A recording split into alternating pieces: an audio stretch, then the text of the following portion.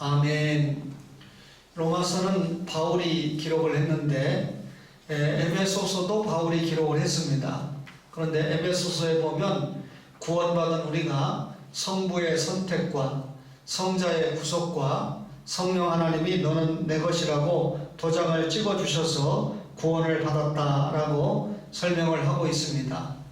보통 우리가 어떻게 구원을 받았을까에 대해서 스스로 질문을 해볼 때가 있는데, 이 구원론, 그러니까 구원은 성령님이 적용하시니까 성령론이라고도 하는데 9단계로 설명합니다. 소명과 중생, 회개와 신앙, 칭의와 양자, 그리고 성화, 그리고 견인과 궁극적인 구원, 영화죠. 그래서 9가지 단계로 구원의 서정을 설명하는데, 지난 시간에 우리가 소명과 중생에 대해서 말씀을 받았습니다.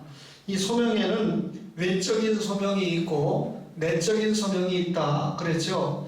길거리에서 예수 믿으세요 라고 전도를 받았다면 그 사람은 외적인 부르심을 받은 것입니다. 그러나 예수 믿고 구원받는다, 천국에 간다는 말을 들었다고 해서 다 예수를 믿는 건 아니죠. 성령님께서 그 말씀을 들은 자에게 구원에 이르도록 효과적인 부르심을 부른 것을 우리가 내적인 소명이다, 그렇게 말씀을 드렸습니다. 따라서 여러분과 저가 거룩한 주일 주님 앞에 변함없이 올라와 신앙을 고백하고 찬송하고 또 하나님의 말씀을 사모하면서 듣는다는 것은 우리가 이미 내적인 소명을 받았다는 확실한 증거가 되고 있는 것이죠. 따라서 우리가 내적인 소명을 받는 데 있어서 최고의 수단이 전도라고 하는 것입니다. 우리는 누가 하나님이 선택한 사람인지 선택하지 않은 사람인지 알지 못하기 때문에 예수님을 부지런히 언어로 전해주고 우리의 생활로 전해주고 또는 착한 행실로 전해줌으로 말미암아 많은 사람으로 하여금 예수님 앞에 나올 수 있도록 인도하는 사명이 있는 것이죠. 이렇게 소명을 받은 사람이 동시에 중생, 거듭남이 이루어진다 그랬는데, 이 거듭남이라고 하는 것은 육신이 다시 태어나는 것이 아니라 죄로 죽었던 영혼이 살아나는 것이다. 하나님과 그 죄로 죽은 영혼이 단절되어 있잖아요. 그 단절되어 있는 영혼이 예수님을 믿는 그 순간에 회복이 되어서 하나님과의 관계가 완전하게 회복되는 그 관계를 우리가 중생이다. 그래서 그동안은 우리의 영혼의 주인이 마귀였습니다. 그런데 그 마귀가 축출을 당하고 성령 하나님이 마귀를 쫓아내버리죠. 그리고 성령 하나님이 우리의 죽은 영혼을 살리고 그곳에 내주하신다고 그랬습니다. 그래서 죽었던 영혼을 살리는 그 작업을 우리가 성령 세례다라고 설명했는데, 중생하게 하시는 분이 성령 하나님이지 사람의 노력이나 공로에 의해서 중생을 받는 것이 아니다라고 말씀을 드렸습니다. 그리고 그 중생의 특징은 단회적이라고 그랬죠. 하나님께서 한번 중생시켰다가 믿음이 떨어지니까 뺏었다가 다시 중생시켰다 하는 것이 아니고, 우리가 지옥 갈 죄는 원죄거든요. 그 원죄를 주님의 보혈로 씻어내고 구원시키는 이 중생의 작업은 한 번으로 끝납니다. 그런데 우리가 중생의 날짜는 정확하게 알지 못한다 그랬습니다. 그러면 소명과 중생을 간단하게 이해했죠. 동시에 일어나는 것이 회개와 신앙이라는 겁니다. 이 회개를 회심으로 설명할 때 소극적인 요소가 있고 적극적인 요소가 있는데, 소극적인 요소를 회심의 회개라고 그러고 적극적인 요소를 믿음, 신앙이라고 한다는 것이죠. 회개하고 내가 예수 믿지 않는 것이 죄였구나 라고 하는 사실을 회개하고 그 회개하는 순간에 동시에 예수를 믿은 거죠. 따라서 이 회개와 신앙에 대해서 잠시 말씀을 드리려고 하는데, 우리가 회개를 한다고 할 때 지적인 요소가 있고 감정적인 요소가 있고 또 의지적인 요소가 있다 그랬습니다. 내가 예수 믿지 않는 불신앙 자체가 지옥 갈 죄구나 라고 하는 것을 깨닫는 것입니다. 그러니까 결국 예수 믿지 않는 것이 죄고 또 예수 믿지 않고 살았던 모든 지상의 생활이 불의와 부정에 빠져있던 생활이다라고 하는 것을 깨닫는 것이 지적인 회개입니다. 그러면 지적인 회개로 끝나면 안 되고 그 요소가 감정적인 요소로 가야 되죠. 그러니까 내가 죄인이라는 걸 깨달았습니다. 그러니까 그 죄 때문에 눈물이 나죠. 단순히 후회하는 정도가 아니라 눈물을 흘려서 회개하는데, 이 회개에는 구원론적인 회개가 있고 성화론적인 회개가 있다고 했습니다. 우리가 지옥 갈 죄는 아담으로부터 물려받은 원죄이지 않습니까? 그러면 그 원죄를 예수님께서 성령님을 통해서 중생을 시킬 때 하나님 앞에 내가 예수 믿기 전에 모든 불신앙이 죄구나, 그 생활도 죄구나 하는 것을 깨닫고 통에 잡아고 눈물을 흘리면서 회개하는 것은 구원론적인 회개입니다. 딱 한 번으로 끝나는 거죠. 하나님이 구원을 줬다 뺏었다 하는 거 아니니까. 그런데 구원을 받은 신자라고 할지라도 생활하는 가운데 하나님의 계명, 율법에 비춰오면 우리가 부모 공경하지 못하는 경우도 많고 거짓말하는 경우도 많고 참 미달되는 삶을 살잖아요. 날마다 성화적인 노력을 한다고 하면서도 부족합니다. 따라서 이 성화론적인 회개를 하게 되는데, 이 성화론적인 회개는 지옥 갈 죄를 회개하는 게 아닙니다. 그죠? 원죄를 회개하는 것은 구원론적인 회개죠. 날마다 우리의 생활 가운데 일어나는 죄를 하나님 앞에 회개하는 것이 성화론적인 회개인데, 이 성화론적인 회개는 한 번으로 끝나는 것이 아니라 반복될 수밖에 없지요. 우리가 이렇게 감정적인 요소가 있고 그 다음에 의지적인 요소가 있습니다. 죄를 깨달았습니다. 그리고 이 감정적으로 그 죄를 회개했습니다. 거기서 끝나면 안 되고 다시는 그 죄를 반복해서 짓지 않겠다라고 하는 결단력 있는 의지. 여러분, 예수 믿는 신자는 구원받았으니까 당연히 앞으로 공부하겠지만 성화 생활을 해야 되거든요. 하나님이 거룩하니까 우리도 거룩한 생활을 지향을 해야 되고 결국 예수님을 닮는 생활을 지향해야 되지 않습니까? 따라서 다시는 내가 동일한 죄를 짓지 않겠다라고 하는 그런 결단적인 회개가 의지적인 요소가 된다는 것이죠. 따라서 한 사람이 회개를 했다 그러면 그 회개에는 지적인 요소와 감정적인 요소와 의지적인 요소가 수반이 된다라고 하는 것이죠. 따라서 지정의가 다 변한다고 하는 것은 사람이 예수 믿고 회개하면 전인적인 변화가 이루어진다는 것입니다. 그러니까 예수 믿는 사람답게 살아가야 되죠.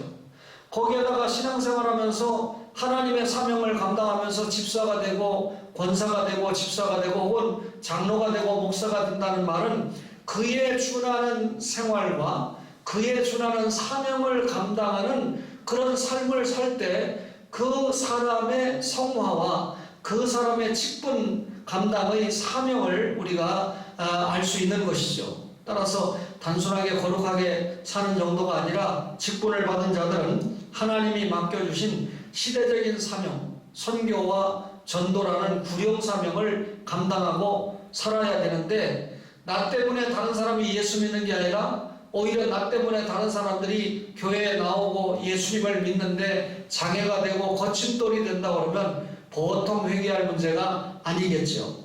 그러면 이 회개의 특성은 무엇일까요? 한마디로 말하면 인간의 각성의식입니다. 자, 여러분, 우리가 소명받고 내적인 소명과 중생을 받는 것은 하나님의 일반적인 주권 사역입니다. 그런데 우리가 이 성화론적인 회개는 하나님과 우리의 어느 정도 협력사항이라고 생각이 됩니다. 그러니까 구원론적인 회개는 성령님을 통해서 우리가 일방적으로 죄를 깨닫고 하나님이 회개를 시키죠. 그런데 날마다 알면서 모르면서 짓는 죄에 대해서는 하나님께서 말씀으로 깨닫게 합니다. 그리고 양심의 고통을 줍니다. 그때 우리가 깨닫고 하나님 앞에 다시는 동일한 죄를 짓지 않겠다고 회개하는 것. 그러니까 회개는 인간을 각성시키는 의식인데, 그럼에도 불구하고 회개의 주체자는 역시 성령 하나님이라는 것을 알 수 있습니다. 예수 믿은 신자가 하나님의 법, 우리가 성경을 신앙과 행위의 근거다 이렇게 말하잖아요. 그러니까 예수 믿고 구원받은 신자가 하나님의 말씀에 근거한 생활을 하지 못할 때 성령은 말할 수 없는 탄식을 한다는 것이죠. 그때 성령님께서 우리에게 회개의 영을 불어넣어 주신다 그 말입니다. 그러면 성령님께서 회개의 영을 불어넣어 주시면 다시 예수 공로 의지하여 예수님 십자가 보혈에 의지하여 우리가 회개하고 성화론적인 회개죠. 하나님과의 관계가 회복이 되도록 그렇게 해주십니다. 그러니까 성령님께서 우리에게 회개의 영을 불어넣어 주실 때 영적으로 깨어있는 사람은 하나님이 이러이러한 이유 때문에 나에게 이런 뜻을 주셨구나 하고 깨닫는다는 것이죠. 따라서 회개의 주체자도 역시 성령 하나님인데 이걸 잘 몰라서 어떤 종교에서는 신부 앞에 가서 고해성사를 합니다. 그러니까 신부가 마치 죄를 용서해 줄 수 있는 어떤 권한이 있는 것처럼 여러분 목사나 장로님은 죄를 용서해 줄 수 있는 권한이 없어요. 죄를 용서해 줄 수 있는 권한은 하나님뿐이신데 그 하나님께서 우리의 지옥 갈 죄 또 생활의 죄를 용서하는데 예수 그리스도의 십자가 보혈에 의지해서 예수님을 믿는 자에게 원죄도 용서해 주시고 또 자범죄도 용서해 주신다는 것을 알 수가 있습니다. 따라서 회개는 하나님께서 시켜서 하나님께서 받으시는 죄인의 고백이 회개가 된다. 어떤 의미에서 내가 하나님께서 은혜를 주셔서 회개한다. 내가 부모님에게 효도하지 못한 거, 내가 주의를 잘 지키지 못한 거, 예배 생활을 열심히 하지 못한 거, 이렇게 회개를 하고 있다면 하나님께서 나를 사랑하고 있다는 증거입니다. 그렇죠? 내가 잘못 살아가고 있는데도 회개의 영이 임하지 않으면 회개할 일이 없어요. 그러면 어떤 면에서 버림받은 자식이라고 하는 생각이 들 수 있지 않습니까? 영적으로 깨어 있어야 되는 거죠. 회개와 믿음이다 그랬는데 믿음은 신앙이죠.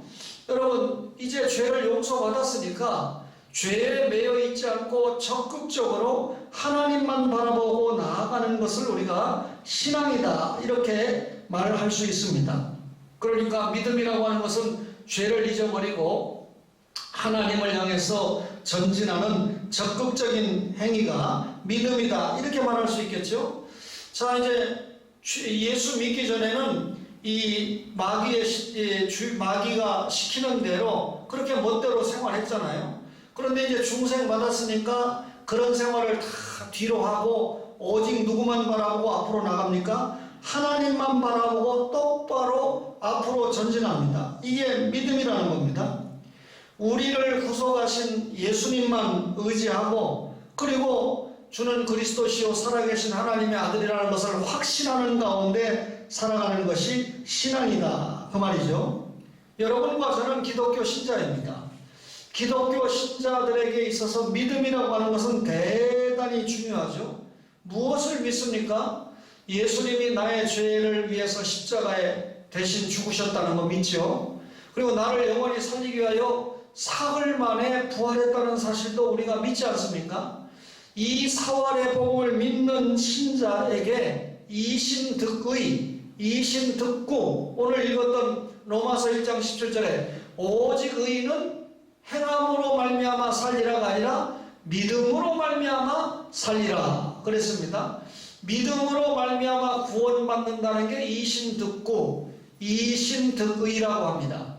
행함으로 말미암아 상을 받는다는 것을 이행득상이다 그렇게 말하죠. 로마서는 1장부터 11장까지는 이신득구를 말하고 12장부터 15장까지는 이행득상을 말하고 16장은 프로그로 설명을 해주시는 성경이 로마서입니다. 따라서 여러분 우리가 예수님을 믿어야 삽니다. 예수님을 믿어야 천국입니다. 예수님을 믿어야 영생입니다.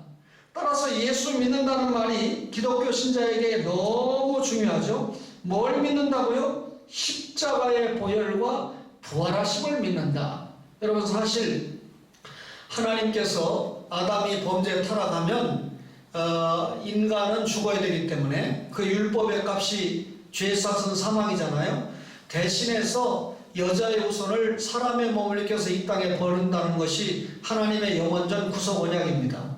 하나님의 계획대로 예수님이 십자가에 죽었습니다. 예수님이 십자가에 죽는 그 순간에 철저하게 하나님으로부터 버림받고 외면을 받은 겁니다. 유대인들은요, 자신들이 믿는 하나님이 성부 하나님인데 이 사람의 몸을 입고 온 예수가 유대인의 왕으로 와서 자기들의 어려움을 구원해 준다 이렇게 믿고 있었는데, 뭐 와가지고 자기가 하나님이라고 그랬다가 어떤 때는 또 하나님의 아들이라고 그랬다 이러니까 자기 유대인들의 눈으로 볼 때는 사람의 아들인데 신성 모독을 하고 있다는 거죠.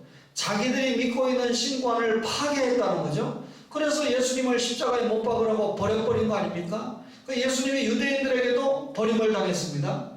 헬라인들에게도, 이방인들에게도 예수님이 버림을 받았습니다. 로마 군병들이 예수님을 십자가에 못 박고 그 아래서 옷을 4개서로 나누어 갖고 속옷, 통옷은 나누어 가지면 쓸 수가 없으니까 제비나 뽑고 이렇게 하고 있지 않습니까? 지나가는 사람들이 야, 지도 구원 못하는 게 남을 구원한다고 헛소리 했구나 라고 이방인들도 예수님을 철저하게 버렸습니다.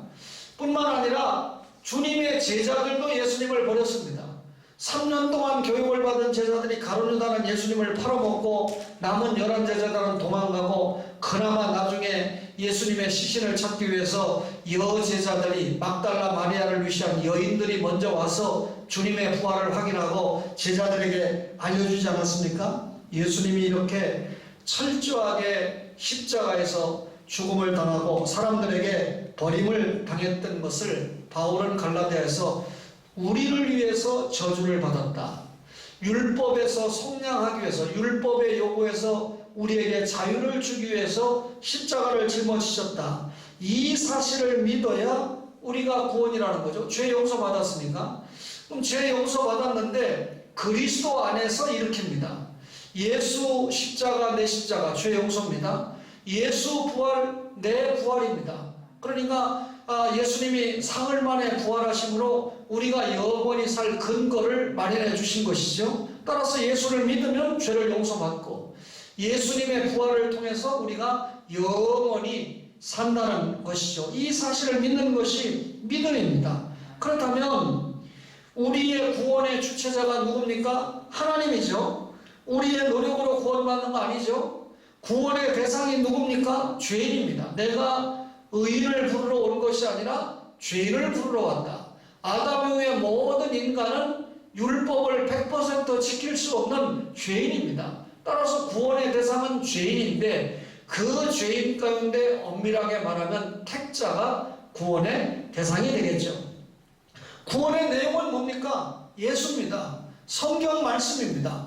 성경 말씀의 핵심이 예수 믿고 구원, 이거 아닙니까? 따라서 예수 없는 기독교, 예수 없는 구원은 말할 수가 없습니다.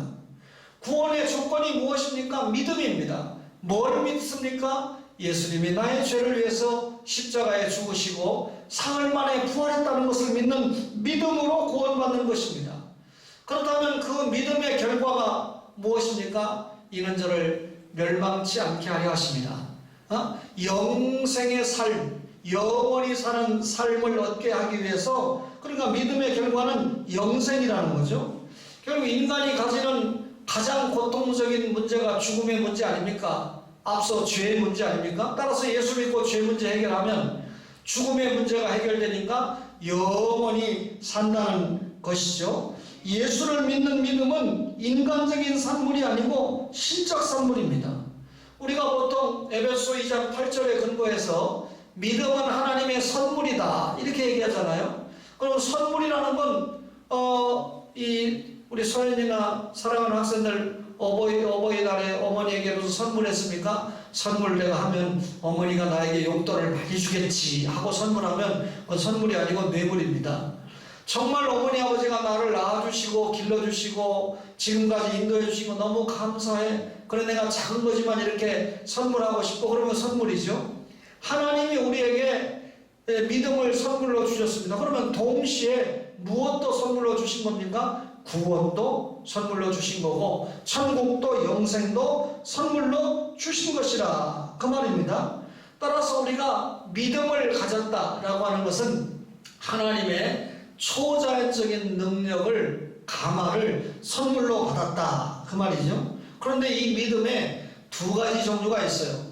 뭐 성경에 여러 가지 있지만 딱 압축하면 피상적인 믿음이 있고 구원적인 믿음이 있는데, 피상적인 믿음이라는 건 뭐냐면 말씀을 들어요. 들으니까 알잖아요. 예를 들면 부산 외고대학 학생들이 기독교 이해나 현대인과 성서나 신앙과 인성 강의를 할 때 제가 핵심적으로 예수님에 대한 이야기를 하거든요. 그러면 예수 믿어야 구원이구나 하는 걸 이론적으로 다 들었습니다. 그때 택자에게는 성령님이 역사해서 믿음을 가지게 되지만 여전히 불택자는 이론적으로는 알아요. 기독교 신자들이 저렇게 이야기하고 저렇게 믿는 거구나 하는 건 알지만 정작 자기는 믿지 않습니다. 이걸 뭐라 그러니까 피상적인 믿음이라고 해요. 단순히 아는 것, 감정적으로 깨달은 정도. 그러니까 일시적인 믿음이죠. 어떤 사람은요, 자기가 지금 굉장히 곤란한 일을 당했습니다. 지금 예를 들어서 이 교통사고가 나가지고 빨리 119가 오지 않으면 내가 죽는다 그런 상황입니다. 그때 누군가가 119 신고해 줄 때 이 사람이 예수를 믿지도 않으면서 하나님 나 좀 살려주세요. 지금 이렇게 기도를 합니다. 근데 실제로 119가 빨리 와서 이 사람이 살게 됐어요. 그런데 빨리 와서 살게 되니까 하나님이 119를 빨리 보내서 내가 살게 됐구나 하고 믿음을 가진 것 같은데, 다 낫고 난 다음엔 다 잊어버리고 일상으로 돌아가 버리는 겁니다. 이런 것을 우리가 감정적인 믿음, 일시적인 믿음, 피상적인 믿음이다. 피상적인 믿음은 구원받을 수 있어요, 없어요? 기독교 가운데 은사가 있는데 신유, 은사 이런 기적 같은 어떤 능력을 보면 나도 예수 믿어야 되겠다, 이런 예수 안 믿으면 큰일 나겠다 하지만 어느 순간에 보면 돌아가 있는 거죠. 감정적인 믿음입니다. 따라서 처음에 이런 믿음을 가지고 교회에 오는 사람, 친구를 따라오든가 부모의 손에 이끌려오든가 하는 분들에게 계속해서 하나님의 말씀을 듣고, 이런 일부 예배 시간에 듣는 말씀이죠. 그 말씀을 들어서 그 말씀을 들은 기초 후에 성령님이 역사하시면 중생받고 하나님의 자녀가 되는 것입니다. 따라서 거꾸로 말하면 우리는 예수 믿으면 복받습니다, 부자 됩니다 이런 데서 머물지 않고 구체적으로 예수님의 십자가 부활을 정확하게 가르쳐야 되는 거죠. 구원적인 믿음이 있습니다. 믿음은 구원에 도달해야 참 믿음이 되는데, 이제 말씀을 듣고 예수님이 나의 구주시구나, 십자가의 보혈이 믿어지고 예수님의 부활과 그 의미, 승천, 하나님의 보좌우편의 좌정, 그리고 영광의 재림, 또 그 이후에 우리에게 또 전개되는 영원한 천국, 이런 복음 진리가 믿어지는 사람들은 자기가 구원적인 믿음을 가졌다는 거예요. 넘어지고 자빠지고 입신하지 않아도 지금 설교를 들으면서 나는 예수 믿는 사람이다, 내 죄 용서받았다, 그분의 은혜로 내가 주일날 오늘 와서 예배를 드리고 있다, 이런 사실이 확실하게 깨달아지고 믿어지는 사람은 피상적인 믿음이 아니고 구원적인 믿음을 가지고 있다는 거죠. 이 구원적인 믿음을 가진 사람들의 특징이 무엇일까요? 한마디로 말하면 살았다, 영원히 살았다라고 하는 것입니다. 헬라 말에 믿는다는 말은 피스튜오라고 하는 말인데, 이 피스튜오 앞에는 전치사가 반드시 붙습니다. 에이스라고 하는 헬라 말 전치사가 붙는데, 영어로 n은 영어로 in이라는 말이고, 헬라 말로 에이스라고 하는 말은 영어로 on 혹은 to라고 하는 말입니다. 그러니까 in Jesus Christ, believe in Jesus Christ, 예수 안에서 믿어라.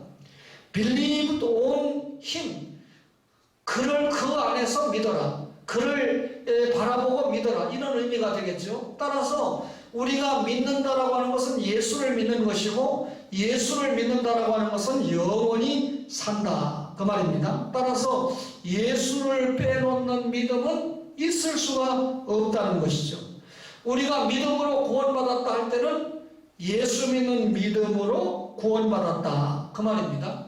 그러면 그 구원받는 순간 우리가 어떻게 됩니까? 칭의, 의롭다 하심을 받고 하나님의 자녀가 되는 것입니다. 로마서에 보면 8장 30절에 또 미리 정했다는 말은 선택했다는 말이죠. 그들을 또한 부르시고라는 말은 소명했다는 말이죠. 내적인 소명입니다. 부르신 그들을 또한 의롭다 하시고라는 말은 칭의라는 말이고, 의롭다 하신 그들을 또한 영화롭게 하셨느니라, 이렇게 말씀을 하고 있습니다.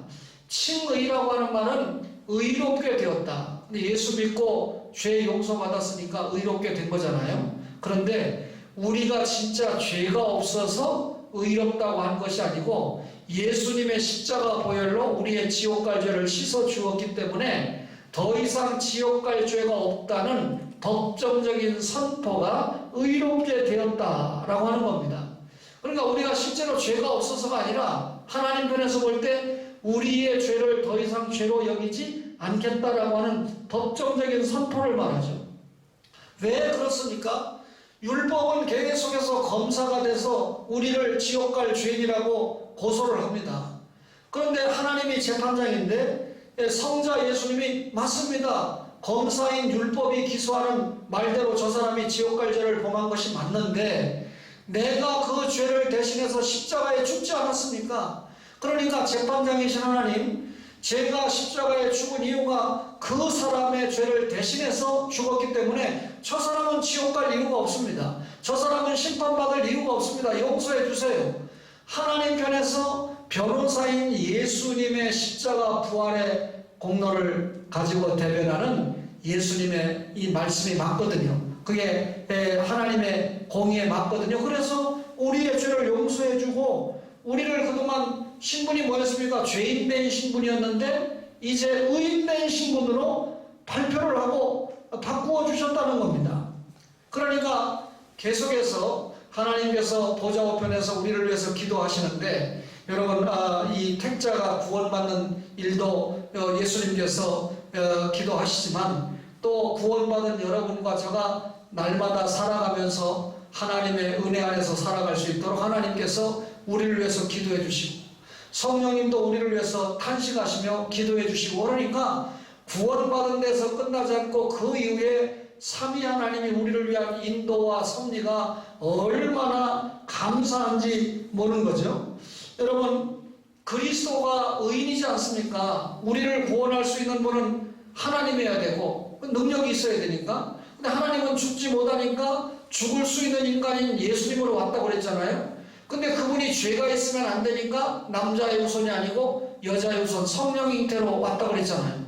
그러면 그 예수님이 나를 대신해서 십자가에 죽었다, 이 말은 예수님이 가지고 있는 모든 의를 나에게 전가시키고 내가 가지고 있는 죄는 다 예수님이 뒤집어 썼다는 말 아닙니까? 그러니까 이게 칭입니다. 그러니까 여러분과 제가 예수님의 십자가 보혈을 믿는 그 순간 우리는 의롭다함을 받았다. 내가 가지고 있는 어떤 얄팍한 선한 행위로 의롭다함을 받은 게 아니에요. 예를 들면 오늘 기도했지만 선교부장 집사님이 방글라데시 로월에게 큰 위로를 주고 있습니다. 얼마나 선한 일입니까? 우리가 생각한 것보다 그쪽에서는 엄청나게 고맙게 생각하고 기도하고 저하고 소통합니다. 그런데 그 일 때문에 집사님이 구원받은 게 아니고 예수 믿는 믿음으로 구원받았기 때문에 그 일이 되는 겁니다. 따라서 믿음으로 구원받고 행함으로 상을 받고, 그렇죠? 그렇게 우리가 확실하게 이해를 해야 되죠. 그러면서 이렇게 의롭다 함을 받은 자 뭐가 됩니까? 하나님의 자녀가 되는 거죠. 이제는 마귀의 자식이 아니고 하나님의 자녀가 되는 겁니다. 성경에 보면 이것을 만유의 상속자다, 후사다. 여러분, 소명받았습니다. 중생받았습니다. 회개했습니다. 의롭다함을 받았습니다. 그것은 하나님의 자녀가 되는 전입 자격이에요. 앞자격입니다. 동시에 일어나지만 소명과 중생, 회개와 신앙. 그러면 그 순간에 뭐가 됐습니까? 마귀의 자녀가 아니고 하나님의 자녀가 됐다. 그러면 여러분과 저가 하나님의 자녀로서의 특권을 누리면서 살아야 되죠. 집사님, 권사님, 장로님, 얼마나 엄청난 하나님의 특권입니까? 피아노 반주자, 하나님 앞에 엄청난 특권을 누리고 있는 겁니다. 그런데 이런 특권을 반대로 생각하죠. 이야, 굉장히 수고해야 되고 땀해야 되고 내가 고생해야 되고. 그러나 예수 믿는 특권입니다. 주일 지키는 것도 특권이고요. 11조 드리는 거 불신자는 그런 특권 못 누립니다. 11조 생활을 하는 것도 특권이고요. 기도하고 전도하고 봉사하는 것이 알고 오면 다 특권이라는 것을 알 수가 있습니다. 그래서 우리가 하나님의 자녀가 됐다. 구약의 언약을 설명할 때 처음에 주종 언약이죠. 두 번째가 부부 언약이잖아요. 그리고 하나님이 다윗과 맺은 언약이 부자 언약이잖아요. 종은 말 안 들으면 죽여요. 아내는 간음하면 이혼해버려요. 그러나 자식은 말 안 들어도 또 좀 잘못해도 용서합니다. 이게 부자 언약이거든요. 하나님이 우리를 자녀로 삼았다. 얼마나 큰 행복입니까? 그 행복을 끝까지 잘 누리시는, 그래서 금세와 내세 복을 누리시는 여러분과 저가 되기를 간절히 바랍니다. 주신 말씀 생각합니다.